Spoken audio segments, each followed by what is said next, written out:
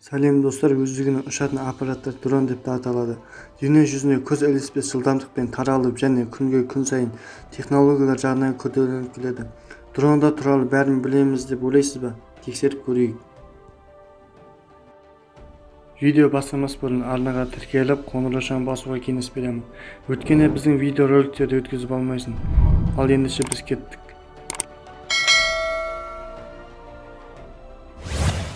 Бастапқыда өздігінен ұшатын аппараттар дрондар коммерциялық емес әскери мақсатпен жасалған.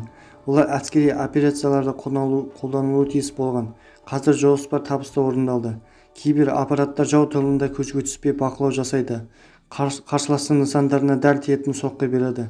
Айталық, әскер взводы қоршауға түсіп қалып, оқ-дәрі таусылар болып, көмек әзір келетіндей болмаса, дрон ешкімнің көзіне түспей қажет жерге оқ-дәрі жеткізе бере алады.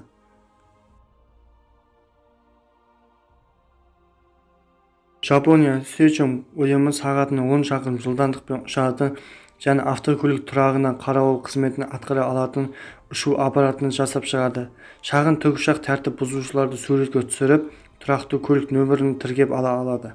Бір ғана құрал орнатылған 10 камераның орнына жұмыс істеп, тәртіпті қамтамасыз ете алады.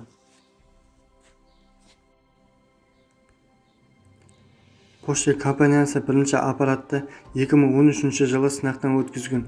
Оның мақсаты адам аяғы жете бермейтін жерлерге Porsche жеткізу болатын. Ал 2014 жылдан бастап ондай дрондар су өткізбейтін контейнерлерге салынған Porsche тасуға жаппай кірісті. Google және Amazon сынды танымал компаниялар осындай жабдықты сатып алатыны туралы мәлімдеме жасады. Жапония және ақш фермерлері ұшатын аппаратты алқаптардың үстіне мен тыңайтқыштарды себу үшін қолданып жүр. Ол қол еңбегіне қарағанда арзанырақ түседі, ал тиімділігі бірнеше есе артық.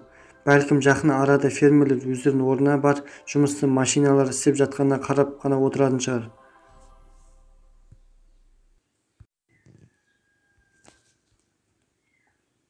Сыктывкар қаласында клиенттерге пиццаны ұшып апаратын машиналар сынақтан сәтті өтті. Әлемде Dodo Pizza компаниясы осылайша клиент тартуды көздепті және бұл ретте біршама табысқа жетті. Пиццаны аппараттың орнына жеткізу үшін радио бөгеттердің ең арзан бағытын таңдау керек. Сіз алаңда немесе өз пәтеріңізде отырып пиццаны интернет арқылы тапсырыс бересіз. Алайда бәрібір сыртқа шығуыңыз керек болады. Өйткені дрон терезеге ұшып келе алмайды.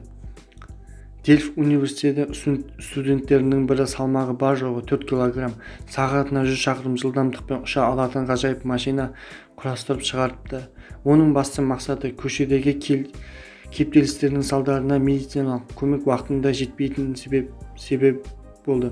Кісі өлімі көп болатын ірі қалаларда жүрек талмасы ұстаған адамдарды өмірін құтқарып, ал дрон санаулы секундтардың ішінде қажет жерге пайдалану жөніндегі нұсқаулық әкеле алады. Қыстырылған дефибриллятор алып ұшып келе алады. Қиналған адам не оның жақындары құрылғыны операторына хабарласып шақыру қалдырады. Сөйтіп оның мекенжайына құтқарушы дрон жіберіледі. Сонымен өздігімен ұшатын аппараттар тек жұртшылықтың көңілін көтеру үшін ғана емес, адамдарға көмек көрсету үшін де керек екен. Технология дамуы геометриялық прогрессиямен өсіп келеді. Соның арқасында дрондар жаңа үлгілері жасалуда.